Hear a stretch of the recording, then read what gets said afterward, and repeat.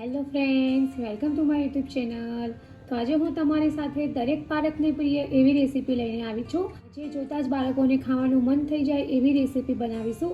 તો આજે આપણે બાળકોની ફેવરિટ એવી દોરા કેક બનાવીશું. તો એના માટે મેં અત્યારે અડધો કપ મેંદો લીધો છે. ત્યાર પછી એ જ બાઉલના માપથી મેં અડધો કપ દળેલી સુગર લીધી છે. ત્યાર પછી મેં એ જ બાઉલના માપથી અડધો કપ ઘઉંનો લોટ લીધો છે અને 1/4 કપ મેં મિલ્ક પાવડર લીધો છે. જો તમારી પાસે મિલ્ક પાવડર ન હોય તો તમે એની જગ્યાએ 3 ચમચી કન્ડેન્સ મિલ્ક વાપરી શકો છો. તો ચાલો આપણે શરૂઆત કરીએ દોરા કેક બનાવવાની. તો સૌપ્રથમ મેં અત્યારે કાચનો બાઉલ લીધો છે. ત્યાર પછી આપણે તેમાં અડધો કપ મેંદો એડ કરીશું.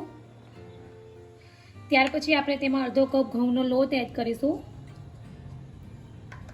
ત્યાર પછી અહીંયા મેં અડધો કપ સુગર લીધી છે, એ આપણે આ રીતે એડ કરીશું.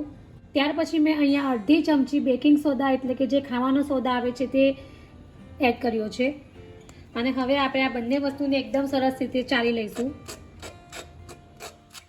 તો આ રીતે આપણે બંને વસ્તુ ચાળી લીધી છે.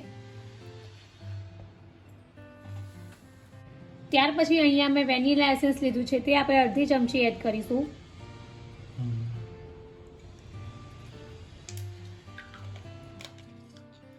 ત્યાર પછી હવે આપણે 1 ચમચી મધ એડ કરીશું.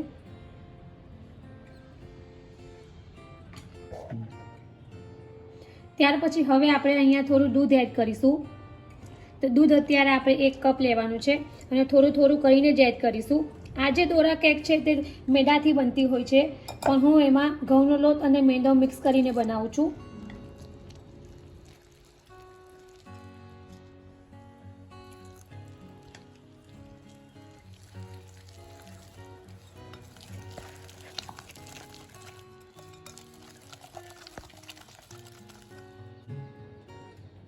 હવે આપણે લાસ્ટમાં મિલ્ક પાવડર છે એ એડ કરીશું.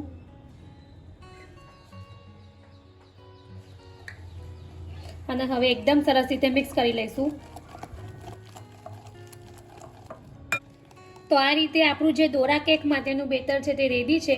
તો આપણે જે કેકનું બેટર બનાવતા હોઈએ છીએ એવું જ બેટર બનાવવાનું છે.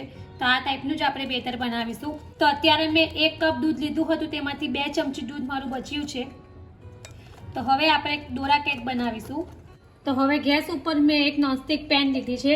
તો દોરા કેક બનાવવા નોનસ્ટિક પેન જ વાપરવાની છે. ત્યાર પછી હવે આપણે તેમાં થોડું ઓઇલ એડ કરીશું અને હવે આપણે ટીશ્યુ પેપર આ રીતે ફેરવી દઈશું. અને અત્યારે આપણે ગેસની ફ્લેમ સ્લો જ રાખવાની છે. અને હવે આપણે આ જે બેટર બનાવ્યું છે તેમાંથી 1 ચમચો બેટર લઈશું અને અત્યારે આપણે આ રીતે તવામાં પાથરી દઈશું. તો અત્યારે મેં આ રીતે 2 ચમચા બેટર લીધું છે. અને હવે ગેસની ફ્લેમ આપણે એકદમ સ્લો જ રાખવાની છે. અને હવે ઢાંકણ રાખીને એને 2 મિનિટ માટે થવા દઈશું. તો 2 મિનિટ થઈ ગઈ છે અને હવે આપણે એને બીજી બાજુ ફેરવી દઈશું. તો તમે જોઈ શકો છો કે એકદમ સરસ થઈ ગઈ છે. અને હવે આપણે એને બીજી બાજુ પણ થોડી વાર માટે થવા દઈશું. દોરા કેકને બનાવી લીધી છે, ત્યાર પછી બીજી સાઈડ પણ થઈ ગઈ છે. તો હવે આપણે એને એક પ્લેટમાં બહાર કાઢી લઈશું. તો આ રીતે જે દોરા કેક છે એને બંને બાજુથી આપણે આ રીતે બનાવી લીધી છે. ત્યાર પછી હવે આપણે એને સર્વ કરીશું. તો આ રીતે આપણે દોરા કેક રેડી કરી લીધી છે. તો તમે આ રીતે સિમ્પલ બનાવીને પણ ખાઈ શકો છો અને ઉપરથી ચોકલેટ સોસ નાખીને પણ ખાઈ શકો છો. તો હું અત્યારે આ જે દોરા કેક છે તેના ઉપર ચોકલેટ સોસ પાથરી રહી છું. અને ન્યુટ્રેલા જો હોય તો એ પણ બહુ સરસ લાગે છે. તો હું અત્યારે આ રીતે ચોકલેટ સોસ સ્પ્રેડ કરી દઈશ. ત્યાર પછી હવે તમે કોઈ પણ ફ્રૂટ લઈ શકો છો. હું અત્યારે આ રીતે બનાનાની સ્લાઇસ કરીને મૂકું છું. તો આ રીતે આપણે બનાનાની સ્લાઇસ ગોઠવી દીધી છે. ત્યાર પછી ઉપરથી બીજી દોરા કેક એડ કરીશું અને હવે આપણે એને વચ્ચેથી કટ કરી લઈશું. તો આ રીતે આપણે દોરા કેકને રેડી કરી લીધી છે. ત્યાર પછી હવે આપણે ઉપરથી આ રીતે થોડું મધ એડ કરીશું.